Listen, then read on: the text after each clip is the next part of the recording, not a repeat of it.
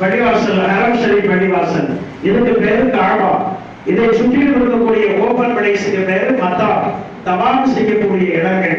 இதுக்கு மேல படிகள் வழியாக மேல ஏறி இருக்கக்கூடிய அந்த ரவுண்டப்புக்கு பேரு மஸ்ஜிதுல் ஹராம், ஹரம் ஷரீப் பள்ளிவாசல் அப்படின்னு பேரு. இப்ப பள்ளிவாசல் வழியா தான் நம்ம இறங்கி வருவோம், படியை விட்டுக்களை இறங்கி வருவோம். இப்ப முதலாக நம்ம காபாவை பார்க்கும் பொழுது காபா முழுமையாக நம்முடைய கண்ணில் தெரிய வேண்டும். ஆட்சிமார்கள் இந்த இடத்துல ஞாபகத்தில் வச்சுக்கோங்க. முதலா நம்ம காபாவை பார்க்க போறோம். ஏற்கனவே போயிட்டு வந்தீங்கன்னா இந்த பயணத்தில் முதல் திருப்பம். இப்ப முதல் முறையாக பார்க்கும் பொழுது காபா முழுமையாக நமக்கு தெரிய வேண்டும். இப்ப நீங்க உள்ள வருவதை பார்த்துட்டு வந்தீங்க அப்படின்னா பாதி தூண்ல மறைஞ்சி பாதி பகுதி உங்களுக்கு தெரியும்.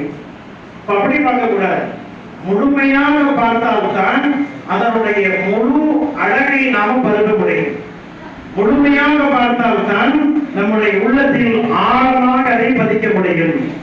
அப்போ குறிந்த வண்ணமாக நம்ம அங்க வந்து எந்த இடத்துல இருந்து பார்த்தா முழுமையாக தெரியுமோ அப்ப அந்த படி ஒன்னும் படிக்கு வந்துடணும், அந்த படியை விட்டு கீழே வந்துடணும்.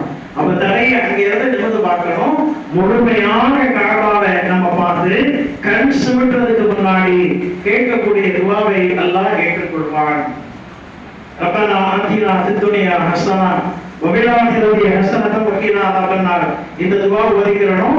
அடுத்து நமக்கு நேரம் இருந்தா எந்த துவா வேணா நம்ம ஓதிக்கிறோம்.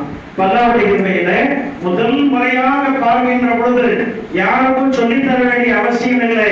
அவங்களை அறியாமலேயே கண்கள்ல இருந்து கண்ணீர்கள் ஆறாக ஓடும்.